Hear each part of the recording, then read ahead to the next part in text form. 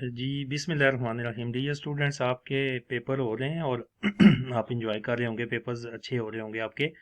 तो कल computer science का पेपर है, तो उसके कुछ इंपॉर्टेंट क्वेश्चन हैं और उनकी एक्सप्लेनेशन भी है ताकि आपका पेपर अच्छा हो जाए। तो चलें स्टार्ट करते हैं टाइम ज़ाया किए बगैर। तो चैप्टर वाइज ये है, जो इंपॉर्टेंट क्वेश्चन आपको आ सकते हैं इसमें से मैक्सिमम चांस बनता है। और पुराने पेपर्स को देखते हुए इनको ना किया गया है। आप अगर इनको नोट कर लें, छोटे छोटे एंड्स करके नोट कर लें। मैं साथ थोड़ा एक्सप्लेन भी कर दूंगा कुछ क्वेश्चन आपके लिए। आईडीई है, सबसे पहले define IDE, write names of particular IDE. IDE के अंदर हम प्रोग्राम लिखते हैं। It is a software where we write C language programme.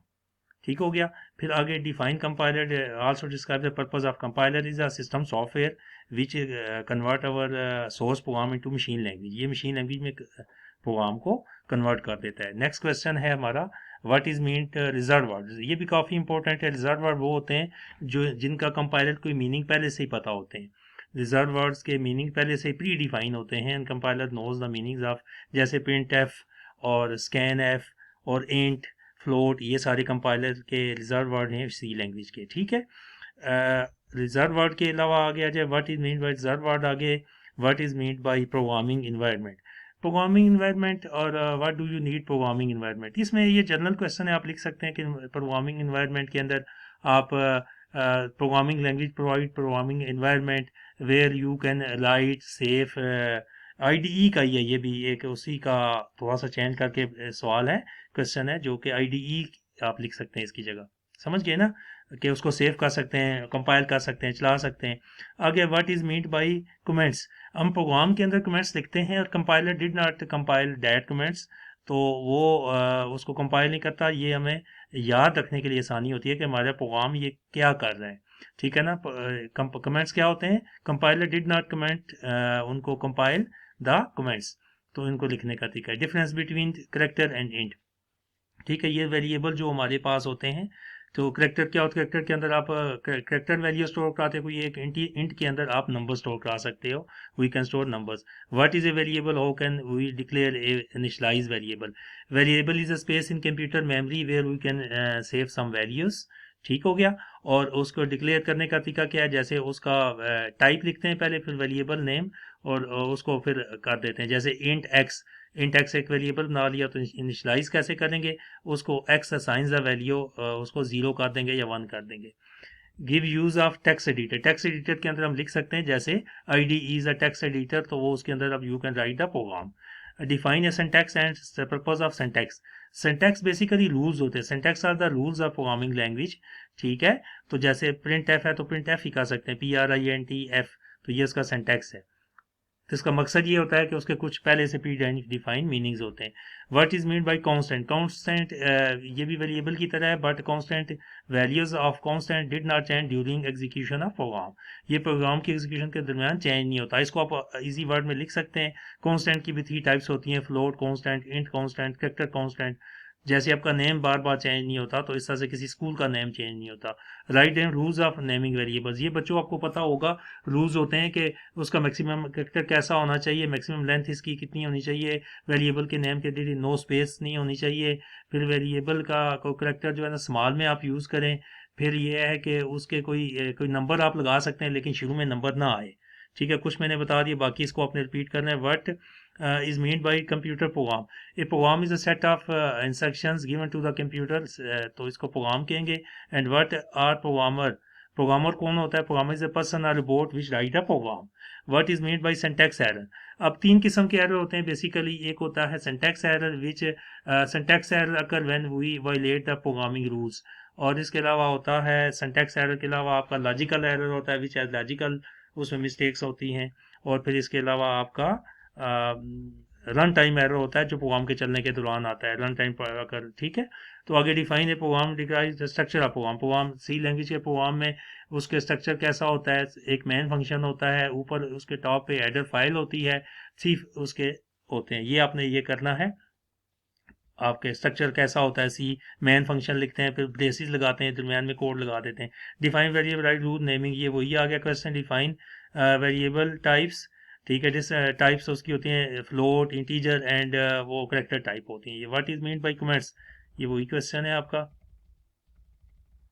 अब आते हैं डिफाइन स्टेटमेंट टर्मिनेटर। बच्चों आपको पता है कि हर जो भी हम लगाते हैं उसके आखिर में एक डॉट और कॉमा लगाते हैं, उसको सेमी कोलन बोलते हैं। ये कंपाइलर को पता चलता है यहाँ पे एक स्टेटमेंट एंड होगी, इसको कहते हैं statement terminator. Define format specifier. Format specifier actually होते हैं कि ये आउटपुट दिखाते हैं कि आपने किस किस्म की आउटपुट दिखानी है।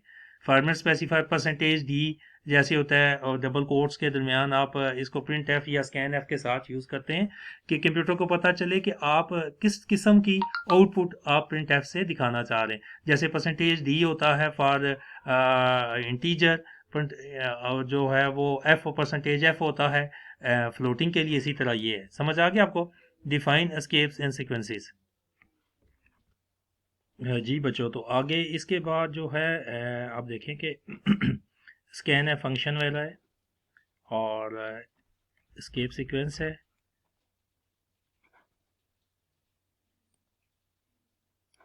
फार्मर स्पेसिफायर हो गया, स्पेसिफायर हो गया। इसके बाद escape sequence backslash N backslash T.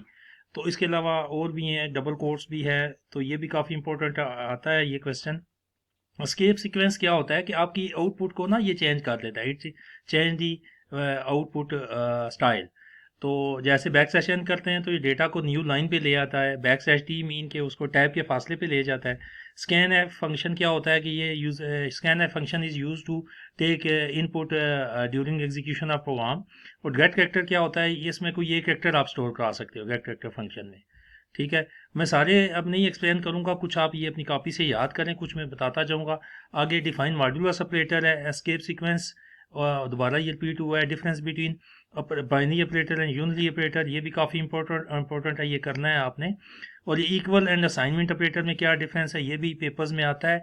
Equal में दो with equal operator we can compare two numbers, but assignment operator is use to store data in a variable. ठीक है, what is meant by the precedence of operator, ये भी important है।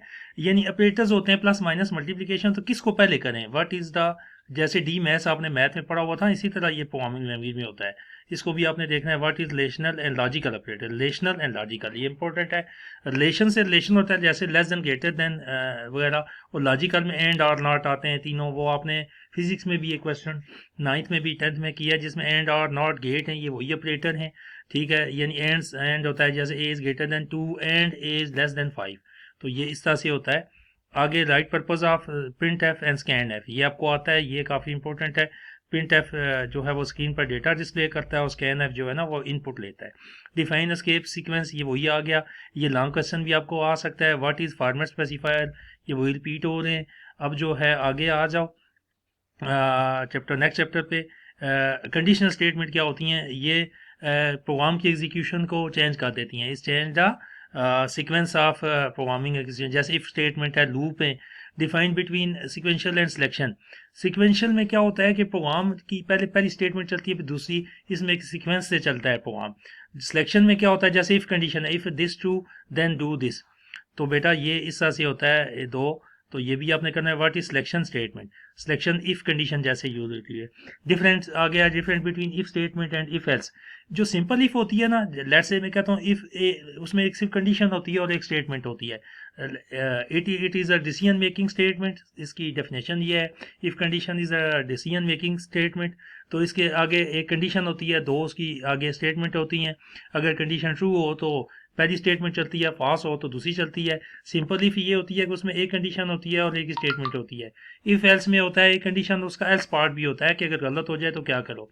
आगे है structure nested के, क्या होता है, नेस्टेड सिलेक्शन होती है कि इफ के अंदर हम इफ लगाते जाते हैं, इफ देन इफ उसके अंदर अंदर। व्हाट इज इफ स्टेटमेंट, ये वही आ जाता है, इसका स्ट्रक्चर लिखना है। इफ कंडीशन उसकी ट्रू होती है तो स्टेटमेंट, फॉल्स होती है तो स्टेटमेंट। इफ एल्स स्टेटमेंट का भी स्ट्रक्चर लिखना है आपने। ठीक है, what is use by if condition, ये काफ़ी इंपॉर्टेंट है। सिक्वेंशियल कंट्रोल क्या होता है, उसमें एक के बाद दूसरा चलता है। What is meant bye compound statement, आप क्या करते हो, ब्रैकेट लगा के ना और उसके एक बहुत सी स्टेटमेंट को इकट्ठा कर देते हैं तो कंपाउंड स्टेटमेंट बन जाती है। अब चैप्टर नंबर 4 है डेटा स्ट्रक्चर, इसमें करना है एरे को डिफाइन करना है। एरे भी जस्ट लाइक वेरिएबल, बस उसमें एक से ज़्यादा वैल्यू स्टोर कर सकते हैं, इंडेक्स होता है उसका, उसको इनिशियलाइज करते हैं। ठीक है, अच्छा जी, एरे डिक्लेयर कैसे करते हैं? एरे का उसका डेटा टाइप एरे नेम, उसका साइज होता है, लूप होता है। लूप जो है किस लिए यूज होता है? लूप जो है ना वो स्टेटमेंट को अगेन एंड अगेन चलाता है, बार बार चलाता है। ठीक है। आगे नेस्टेड लूप क्या होता है, और ये भी आपने करना है, इंपॉर्टेंट है। What is advantage of initialising array? Array को क्यों इनिशियलाइज करना जरूरी है? क्योंकि उसमें कोई ना कोई वैल्यू होनी चाहिए, खाली नहीं होना चाहिए।